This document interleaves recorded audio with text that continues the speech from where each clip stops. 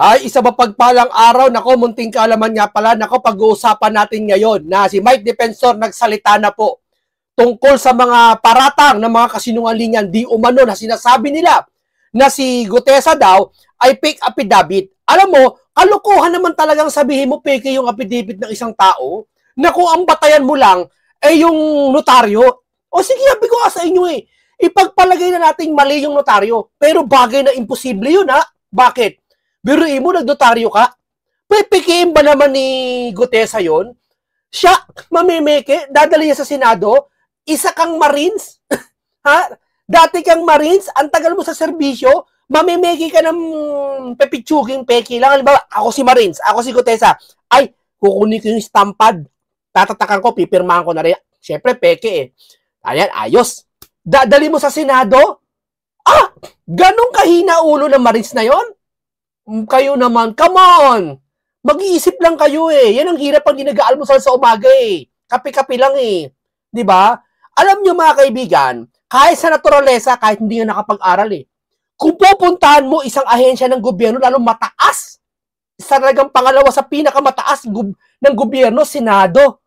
Kung di ko pagkakamali, pinakamataas, isa sa mga pinakamataas yan, Senado. Pupunta ka, may dala kang peking pirma. Wow! Palagi natin peki yung sasabihin niya sa statement, no? Tapos peki yung pirma niya. Ano yung pinagluloko mo yung mga tao sa Senado? Pati si Marcoleta, pinagluloko mo, lahat pinagluloko. At ganun ba kahina ulo ni Marcoleta na makipagsabwatan na alam niyang peki si Gutesa, yung pati pirma niya? Ganun kahina ang lawyer, isang litigation lawyer dati, na tumakbong senador at 17 years, kung di ko pagkakamali, na congressman. Ganun kaengot si Marcoleta para papuntahin yung Gutesa na peki yung pirma. Mag-isip-isip nga tayo mga kaibigan. So sa madaling sabi, hindi ginawa ni Gutesa sa sarili niya na pirmahan niya yung statement na maaari itinanggi ng abogado na pumirma doon na wag na mapahamak at mapapatunayan na peki yung statement. Meron ba naman statement na pinalsify? Sa sarili mong idea yon? Ha?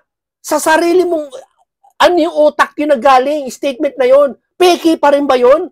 Parang lumalabas, lahat ng sasabihin mo, peki na, basta yung notaryo, peki din. Ganun ba yon? Ganun ba tayo kahihina? Ano ibig kong sabihin mga kababayan? Ipinapaunawa ko lang sa inyo ang natural na bagay na nangyayari sa atin. May pagmamanipula. Anong ibig sabihin? Etong si Boy Tago at si School Bukol, bakit ang dadaldal nyo sa gitna ng katahimikan nyo? Malalim masyado. Babawa natin. Bakit kayo nagdadaldal sa social media, lalo ikaw at Boy Tago? Na alam mo naman yung totoo na may ganun ba? Pipirma si Gutesang peki? Tatakbo sa inyo? Papasa sa inyo? Ganun kalaas loob ng tao na yon? Come on. O talagang pinagtatakpan nyo siya? Yung boss nyo na tamaluslos, na kasi sangkot doon sa sinabi ni Gutesa kasi credible. Eto na mga naniniwala na vlogger, na mga hindi naman binayaran sila, di ako di naniniwala binayaran sila, no? Talagang kumukuha lang sila ng mga views din, no? Hindi sila binayaran para, sa akin lang, iba siguro binayaran, pero para sa akin iba hindi, no? Sige, doon na tayo. Pero, nagsasalita kayo na hindi nyo alam? May ganun? Napipirma yung tao, papasok sa Senado, lalakas ang loob, alam niyang peke? Sige nga, hindi ganun kaengot si Marcoleta at ganun si Gutesa. Isang Marines yun. Hindi tatagal sa Marine yun na ganun kaengot. Na alam niya mabibira pa yung pirma. O talagang hindi siya pineke, tumanggi lang talaga yung abogado na 24 hours na siyang nasa notaryuhan, public notary, tinanggi niya na hindi niya pirma. Pare-parehas na pirma Ba't iimbestigahan? Ipatawag nyo lahat yan sa Senado sa November 14. Ito, pakinggan natin si Mike Defensor sa kanyang pahayag po, no? Yan ang hirap pag mahina ang ulo nyo Ang hihina Pakinggan po natin si Mike Defensor sa kanyang telepono lang to, pero marinig nyo naman siguro, no? Guest for tonight, walang iba, kundi si former Congressman Mike Defensor. Kong Mike, magandang gabi. Welcome muli dito sa SMNI. Yes, Admar, magandang gabi. Long time no hear. And of course, wala tayong partner na si MJ. Oo. Pero sa lahat po ng ating mga kasama dyan at nakikinig, Magandang gabi po sa inyo lahat at happy uso na ngayon ang Ghost Project. Happy Ghost Day po. Timing talaga. Eto po, diretsuhin ko na. Ano po masasabi nyo po dahil doon sa mga una ninyong panayam sa media, nabanggit nyo po na nasa kamay ng mga Marine itong si Orly Gutesa. Pero may paglilinaw po sa panayam din sa Philippine Navy kung saan under itong Philippine Marine Corps at sinasabi nila na wala daw sa kanilang kustodiya po, Kong Mike. Well, actually, Admar, sa una sa lahat, ako'y siyempre respeto natin kung ano man yung mga binanggit ng ating Philippine Navy at kung meron mang nanggaling napayag mula sa Philippine Marines. Kasi siyempre, alam mo, medyo siguro, no? Hindi rin naman maganda dahil medyo mapolitika itong usapin na to. Maraming mga anggulo na lumalabas, maraming patikusan. And, yeah, of course, as an institution, talaga namang dapat di sila ma-involve. Ako lang naman, ang binanggit ko, ito yung impormasyong aking natatanggap. Ito yung impormasyon na nare-release sa akin. Dahil hindi naman ako direct contact kay Sergeant Gutesa. Pagamat ganun, sa akin naman palagay, hindi naman ito usapin ng bring me, di ba? Yung sa party, di ba? Bring me this, bring me that. Hindi naman ganito itong contest eh. Ang akin is, may sinabi si Sergeant Gutesa, kung batay doon, nakikita lang may kahalagahan at dapat pang-imbestigahan, sa akin palagay, dapat yun ang tingnan nila. At kung meron man na kailangan na paglilinaw pa si Sergeant Gutesa, kung nais silang patawag, ako, ang aking paniwala, nandiyan naman doon sa kanyang affidavit, yung kanyang lisensya, nandiyan yung kanyang address, siguro magandang ipadala doon at doon din sa Philippine Marines kung sakali man. Bagamat hindi maaaring wala sa kustodya nila, pero naniniwala naman ako na maaari nilang patunton. Kasi kung ako talaga, Admar, hindi hindi ganun kadali sa akin. Maraming, hindi direct ako siya nakakausap, hindi ko siya wala akong nakakausap sa kanyang pamilya, kundi dumadaan din ako sa mga tulay na nagbibigay lang ng mga impormasyon o hindi kaya nagbibigay ng payag kung ano yung kondisyon. Ako naman kasi ang aking pagmula ng Senate Committee presentation sa kanya, yun lang ang tanong ko, kung kamusta siya, kung safe ba siya, kung okay ba siya. Siyempre, yun naman ang... Sandali lang Ito nagsasalita. Dumadalo ng mga panayam. Nai-interview. Pwedeng magpakita kahit sa Senado. Pwede ma-interview kahit anong media. Ito ba yung nagtatago? Ito ba yung gumagawa ng mga script? Si Marcoleta, ini-interview sa bilyonaryo kung saan-saan. Yung ba gumagawa ng mga script? O yung mga pinatawag? Ayaw tawagin? O yung hindi nagpapakita, ayaw umuwi ng Pilipinas, ayaw i-cancel ang passport? Sino ka duda-duda? Sige nga. Ating po nang kailangang bantayan para sa taong to dahil binanggit ko nga, Admar, sa lahat ng naging testigo dyan sa investigasyon, yung taong yan ang walang interes. Lahat ng lumabas sa investigasyon nila, may kinuwang pera, bilyon-bilyon, kasama sa kontrata, may hatian. Itong si Gutesa talagang puro, walang pinagperahan to, hindi kasama sa sindikato to, hindi kasama sa usapan to. Yung kanya, pananaw lang niya para sa bayan. Na nakikita niya, ito pala yung pera na dapat sa flood control, ito pala yung pera na sinasabi sa korupsyon, na nagugulat sila dahil napakalaking halaga ang nakikita nila sa bawat panahon. Opo. Kung sa huling impormasyon na nakuha nyo po, ligtas po itong si Gutesa kasi meron ka rin nabanggit sa panayam na merong tumawag sa iyo na media na parang tinambangan o pinagbabaril ba? Ano ba yung kwento nun, Kong? At yung latest information mo about sa kalagayan ni Gutesa?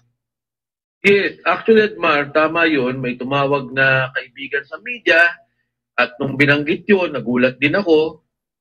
Ang una kong ang tanong is, ano yung source? Nung nabanggit na medyo talagang credible yung source. Ibig sabihin, hindi naman kwento-kwento lang at meron din namang, kumbaga, na posisyon. Kung mabanggit sa akin yun, sinubukan kong tumulay ulit. At pinatanong ko kung kamusta ba siya, anong nangyari, anong sitwasyon, nakabalik nga sa akin, oras di ba? Bago makarating yung informasyon at binanggit nga na siya naman daw, meron ngang umaaligid at nasa kote ng Marines Pero hindi ko alam kung ano yung detalye, hindi ko rin alam kung ano yung intent. Pero ang importante sa akin doon, walang nangyari sa kanya. Opo, at kung ito nga po ay nakuha niyo po yung mga impormasyon na ito, ibig sabihin lang na mabigat yung daladalang impormasyon nitong si Gutesa kasi umabot na sa punto na gusto nang ipahamak yung kanyang buhay. Nako, di ba? Mabigat talaga. Di ba, yung mga bali-balita nga, may patong sa ulo, 5 million. Ngayon, parang tatambangan yata si Gutesa. Di ba? Hindi natin alam eh, di ba? Kasi, alam natin na nagsasabi siya ng katotohanan. Bakit? Paano mo malalaman nagsasabi ng katotohanan ng isang tao? Kapag yung mga sinabi niya, hindi inaksyonan. Halimbawa, ipatawag yung mga binanggit, ba't di ipatawag? Ang dami nun ah. Yung mga diskaya, nagpatawag naman, nagbanggit na maraming tao, ba't di pinatawag yun? Sige nga, para maniniwala kami na hindi totoo siya sabi ni diskaya, hindi yung sasabihin nyo, hindi siya credible, hindi kasi sinusoli ang pera. Maniniwala kami kapag yung mga binanggit ng mga pangalan tao ay naipatawag dyan sa hearing. At napakinggan namin, hindi sa ICI ha, kasi nakatago eh. Oh, doon kami maniniwala. Tama, mali. Transparency for better democracy. Paring gano'n, Admar. Kasi nga, ano man yung intention, kung meron kung sinistake out siya, tinitingnan kung nasan siya, kung ano bang ginagawa niya, kahit na kung hindi nila pinapahalagan yung sinasabi nito, kung sa tingin nila walang kwenta yung sinasabi nito, o sa tingin nila kasinungalingan ang sinasabi ni Sergeant Orly Gutesa, hindi sila aabot sa ganung mga hakbangin. Kaya tama yung binanggit mo, Admar, na medyo talaga namang maraming nabahala doon sa mga binanggit at sinambit ni Sergeant Orly Gutesa. Siya lang yun siya lang ang katangi-tangi na witness na sinabi kung paano yung dalahan ng pera, kung paano inaayos yung bilyong-bilyong pera, hindi lang tang milyon, nilalagay sa maleta, dinideliver kay Saldico doon sa doon sa bahay niya talaga sa Valle Verde. Pagkatapos, i-deliver doon sa bahay niya sa Shangri-La, sa Horizon, sa BGC. At matapos noon, i-deliver daw kay Speaker Martin Romualdez. So, kay Sergeant Orly Gutesa lang ang nanggaling ang ganitong informasyon. Opo. Balikan ko po yung issue po doon sa notaryo. Kung meron po ba kayong nakikita na parang hinahype, na parang bang dinudumisan yung kanyang kredibilidad at mabigat ba tong issue ng notaryo doon sa bigat ng kanyang testimonya na talagang pinanumpaan, pinagtatanong siya doon sa Senado at nagawa naman niyang depensahan ang kanyang pinanumpaang salaysay, Kong? Kung nakita mo naman, Admar di ba kumbaga sa tao, walang walang dalawang yung nauutal o makikita mong direkta yung kanyang mga sagot kung ano yung nangyayari. Oh, lulusot pa rin yung mga diyan kapag tanggol ni Tambaloslo sa Ari Junior. Ikaan niya, may script yan. Ikaan niya, binayaran yan. Doon yun nilang pinakasagot nila, wala silang maisagot kasi. Oh, maniniwala kami sa sinasabi niyo basta maipatawag yung dalawang bugok doon sa Senado. Sige, harap-harapin, pati yung nagnotaryo, paharapin natin. Maraming kwento pa nga si Sergeant Gutesa na wala na doon sa sulaysay niya dahil hindi na naman kailangan na sigurong kasama. May mga sinasabi pa siyang operasyon sa media. Sabi ko, Sarge, huwag na sigurong kasama yan kasi hindi na naman yan kailangan dyan sa issue. Mga operasyon na ginagawa. May mga nabanggit pa nga doon sa ibang ahensya ng gobyerno, hindi lang sa DPWH. But nevertheless, Admar, yung dito sa usapin ng notaryo, nagtataka lang ako kasi sa akin, Admar, nung pinapakinggan ko, sinubaybayan ko yung Blue Ribbon Committee hearing, dalawang tao ang talagang labas ng pangalan.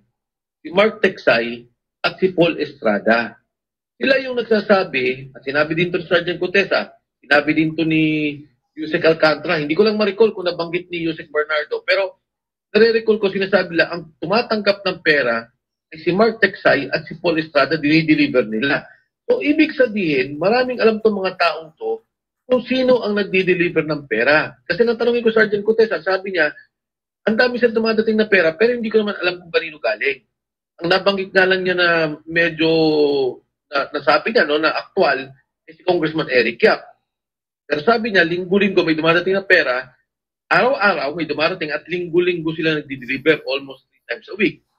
So, kung titingnan mo, ito yung dalawang taong kumakamada sa buong operasyon ni Congressman Saldico na nung panahon na yun ay chairman ng Committee on Appropriations. Sila yung nagpupondo sa lahat ng proyekto ng gobyerno. Hindi pinatawag.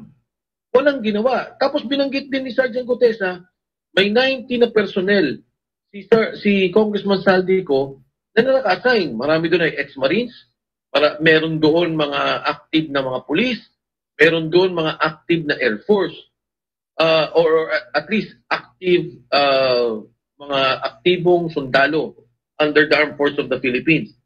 Wala din pinatawag. So nagtataka ako, bakit napupunta kay Gutesa na malito, yung notaryo, yung ganito, di ba dapat kung nais talaga natin resolve itong problema at makita talaga natin kung anong pulot-dulo ng lahat, sundan natin yung sinasabi ni Sergeant Gutesa. Ngayon, kung sasabi ng mga kasama niya, hindi totoo yan, o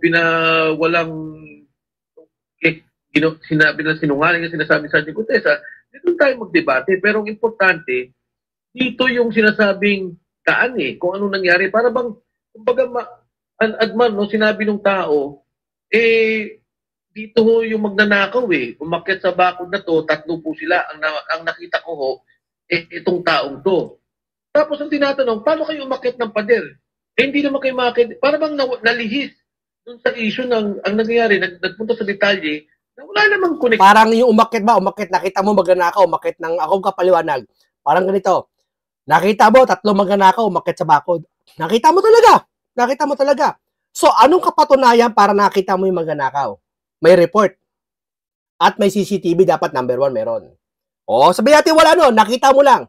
Tapos yung nakita mo, isinulat mo sa salaysay. Sinulat mo. Tapos nagpanotaryo ka, napeki ka ngayon. Payag ka? Hindi maniniwala sa'yo, nakita mo may umakyat na magnanakaw? Payag ka? Para lang sa notaryong peke? Hindi ako papayag. Lalong hindi papayag ang taong bayan. Walang ibig sabihin sa buong kaso ng korupsyon at flood control projects. Masyado bang nakikita mo ba masyadong makapangyarihan yung impluwensya na umabot sa punto na nalilihis itong issue na ito? May nakikita bang ganyan na naka-impluwensya dito at parang nakatutok at actually technical lang siya doon, tapos parang ipinagmuka na dahil mali o peke yung pirma, automatic lahat ng kanya mga sinasabi peke. Ako, hindi ko lang nakikita, Admar. Sigurado ako. Sigurado ako. Kasi yung tao, nagpunta ng notaryo. Tayo, Admar, pagka nagpunta tayo ng notaryo, nagbenta tayong lupa, nagbenta tayong kotse. Hindi naman natin alam, di ba, papanotaryo natin. Isipin mo, nagpunta siya ng notaryo. Yan, si Mike, hindi magsisinungaling si Mike Defensor, tandaan nyo. Hindi magsisinungaling yan. Sa ganyan, papa-interview pa siya. Dire-diretso ang salita. Mararamdaman mo yung puso niya Isa siya. Hindi namin siya sinamahan, walang sumama. Kumbaga dito, parang secret, parang dito lumalabas, yung secret affidavit nila na expose talaga. Baka siguro gagawa silang panibago, no? Mas maganda Mike Defensor gumawa kay panibago si Gutesa. Papirma nyo sa talagang notarized talagang babantay abogado talaga, picturean nyo. Diba? Para walang kawalato sila school bukol, pati si Boy Tago. Wala siyang kasamang abogado. Yung kanyang salaysay, pinanotaryo niya. Ang mabigat doon sa notaryong to, hindi lang naman ngayon to. Dahil marami ding kung naalala mo, Marcy, Attorney Romy Macalintal lumabas. Sabi niya, sandali lang. Yan din yung notaryo na ginamit ko sa pag-file ko doon sa BSKE petition namin sa Supreme Court. At ito rin, ang notaryo, mismong firma na nandun sa Department of Tourism sa TIESA. Na nakapirma pa nga dyan ay si Administrator Mark Lapid. So, ang punto ko dito, bakit biglang dinidinay ng notaryo? Pipikiin ba ni Gutesa yung... Natakot Sabi ko sa iyo, abogado, 3 years na lang nalalabi ng mga yan sa administrasyon nila. Si Marcoleta, 6 years pa. Tapos yung kasalukuyang uupo. Kung kakampi ka man lang, dito na lalo sa tama. Di ho ba? Saan ka dadali ng mga yan? Saan ka dadali ni Junior? Saan ka dadali ni Tambaluslos? Pag nawala sa upuan niya mga yan. Saan ka dadali ng mga yan? Sabihin ko sa iyo. Di ba? Dito ka na sa katotohanan, ma'am. Pipikiin ba ni Gutesa yung rubber stamp, di ba yung rubber stamp, ang daming detalye nun eh, kung kailan ka naging abogado, kung anong visa ng yung notaryo, pwede nga siyang walang notaryo eh. Umattend lang siya sa Senate Committee hearing, under oath naman siya. At yun naman notaryo, walang visa, Supreme Court decisions na nangyari dyan na yung mga ganitong mga pagkakamali, hindi ibig sabihin untruthful. Ang Department of Justice, si Attorney Martinez, si Prosecutor Padulyon, ang ating yung ating Prosecutor's Office, sabi na walang epekto yan. Isipin mo, mapabaliktad mo yung notaryo, mawalang visa yung salaysay ni Gutesa, at sabihin na peke. Ano ba, yung ginagawa ng storya para mawalang visa yung salaysay ni Gutesa, napakagrabe. At nagugulat ako dahil nga, sa isip ko lang, Adman, no, Pilipino tayong lahat. Itong nangyari sa bayan natin, ayaw na natin to eh. Masyado na lumumba na lumba. Hindi lang to politika. Yung sinasabing 25-30% na hingi. Sabi nila namumulitika daw to mga to. Paano bumulitika? Hindi ka tatakbo to mga to. Hindi naman tatakbong mayor to si Gutesa. Paano po politika? Ang tindi ng mga to, no? Namumulitika to si Marcoleta. Paano bumulitika? Eh, senador na yan. Kayo namumulitika kasi alam nyo may bala kayo sa 2028. Yan yung ghost project na talagang zero, walang ginawa. Siguro ngayon lang ito nangyari na yung kabuang gobyerno talagang minapya. Lahat ng proyekto, lahat ng departamento. Narinig ko naman yung mapya na. Ano ba yung mapya? Mga porsentuhan na pinag-uusapan. Kaya ang akin, parang nagugulat ako na makikita mo nga, no? Pagka nag-post sila, Gutesa, sinungaling, mali, falsifikado, grabe yung mga trolls. Grabe ang ginagastos ng pera. So sigurado ako, hindi ko lang nakikita. Sigurado ako, Admar. Dahil kung ikaw Pilipino, kahit anong kulay mo, pink ka man, makapink ka, DDS ka, pulahan ka, siguro naman dapat ang paniwala nating lahat, itong problema ng korupsyon na nangyari at nakikita natin, dapat ihinto at dapat may maparusahan. Opo. Hinarap po ba or inibitahan po ba itong si Gutesa doon muna sa yung sa issue doon sa korte na sinabing peke ang pirma?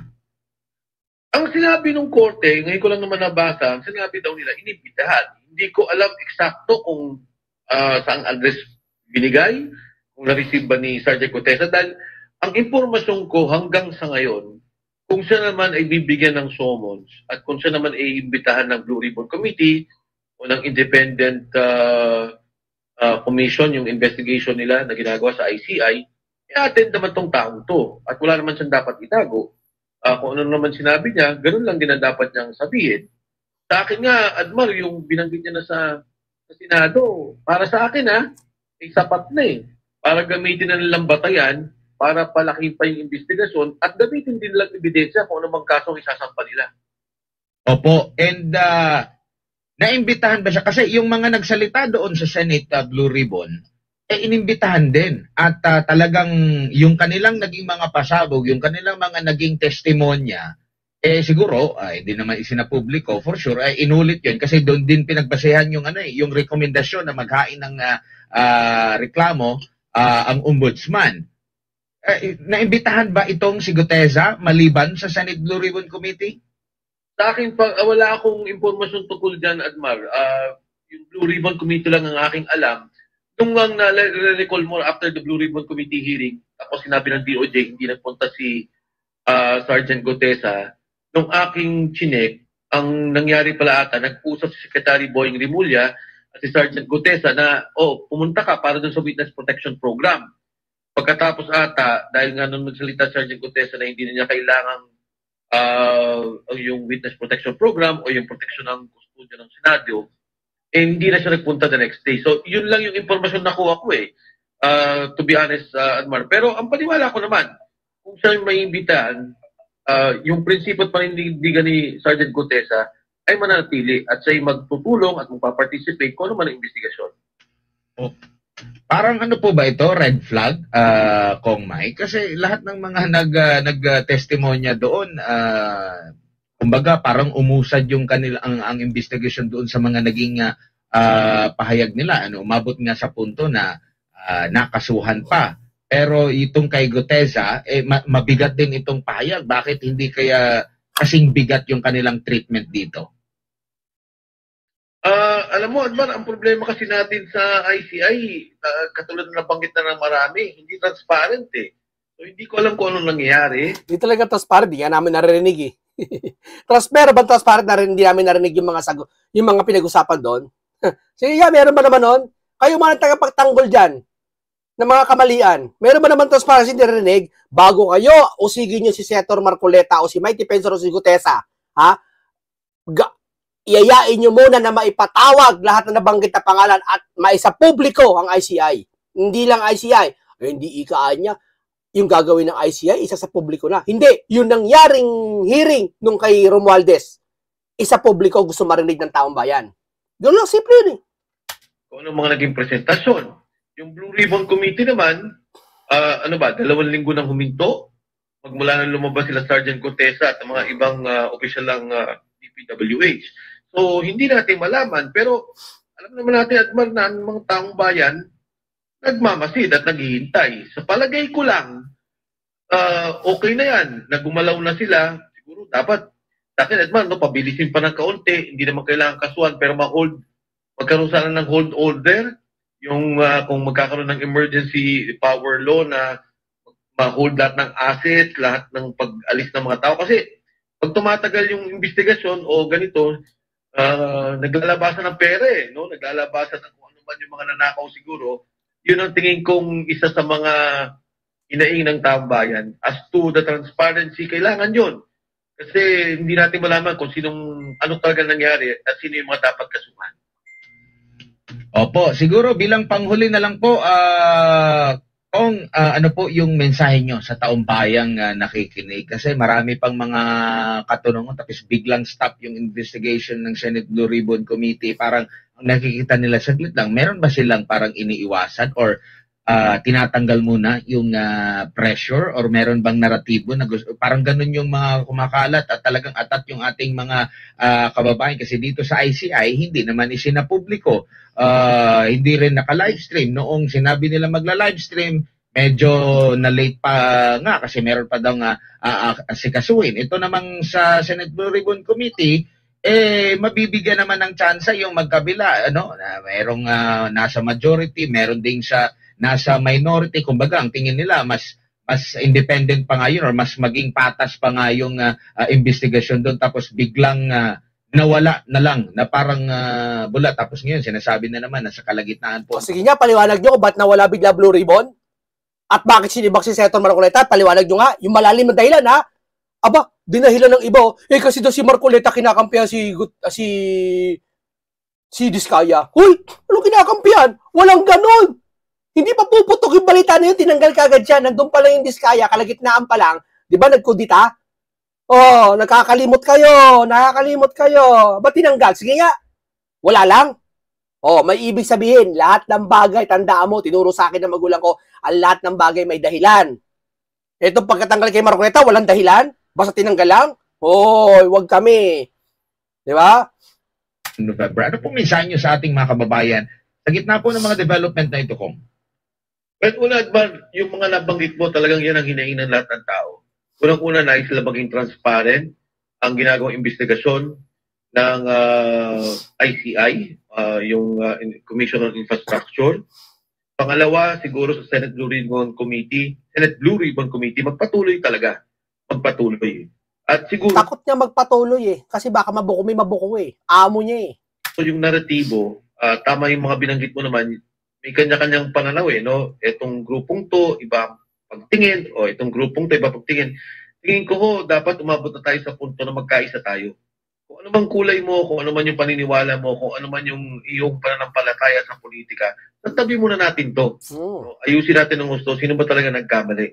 Sino ba talaga mga kasama? Ano ba talaga yung perang ninakaw nila? Siguro at hindi maiwasan ng konti yung politika dahil di ba merong sinasabi pagka na umabot sa ganito, mananalo si ganito, pagka naman umabot sa ganyan, dapat hanggang dito lang. Tingin ko, at baka dapat isang tabi na natin yan Ayusin na talaga natin to dahil masyadong lumala talaga ang sitwasyon ng ating bansa. Yung pagtaas ng peso, nakikita natin, palala ng palala. Ang mga negosyante talagang nagsasalita na bigat na bigat sa mga nangyayari. So ito yung panahon na talagang dapat magkaisa ang bawat Pilipino. Pati sa rally, no, Admar, may pinapanawagan naman ng rally, iba-ibang grupo na naman. Sabi ko, dapat siguro. Abangan nyo, may malaking rally. Abangan nyo. Isang grupo. Rally, syempre, ng katahimikan. Muna lang. Diba? Isang tabi natin yung kung kanino tayo kakampi. Ang kakampi natin ngayon, ang bayan. Ang kakampi natin ngayon, yung kinabukasan ng ating mga anak. Ang kakampi natin ngayon, ay wag nang maulit to. Dahil pagka ito naulit pa, o patuloy na mangyayari sa ating bansa, na parang nagpikit mata lang tayo at pinabayaan natin, ang kawawa naman yung mga anak natin eh. Ang kawawa naman yung mga henerasyon na darating sa darating na panahon. 30 taon na siguro, more or less, sa politika, no? 30 taon na ako nandyan. Ang nangyari sa ating bansa, palala ng palala. And siguro, ito yung panahon na talagang grabe ang nakita kong pagkalala ng pagkasindikato. Dati may sindikatong isa, dalawa, maliit na grupo dito. Ngayon yung gobyerno na talaga, yung nangyayaring pagpunduhan sa lahat ng proyekto, sila na talaga yung naging sindikato. Sino ang contractor dito? Sino ang contractor doon? Kaninong pondo papasok? Saan pupunta? Magkano hatian? Ito yung bagay na dapat nating hintuin. Ito yung bagay na dapat nating resolbahin para na lang, wag na ho sa atin, wag na sa politika natin. Pero sa nabukasan ng ating bansa at ng ating mga anak. Okay, hanggang dito lang po muna tayo, no? Ito po ang ano ni Mike Defensor at paliwanag. Kitang-kita naman kung sino talaga na nakikita sa social media nagpapa-interview. O kesa naman yung mga tao na ayaw ma-interview, hindi makancel ang passport. Kakayno kayo maniniwala, di ba? Oh. Paalam sa inyong lahat.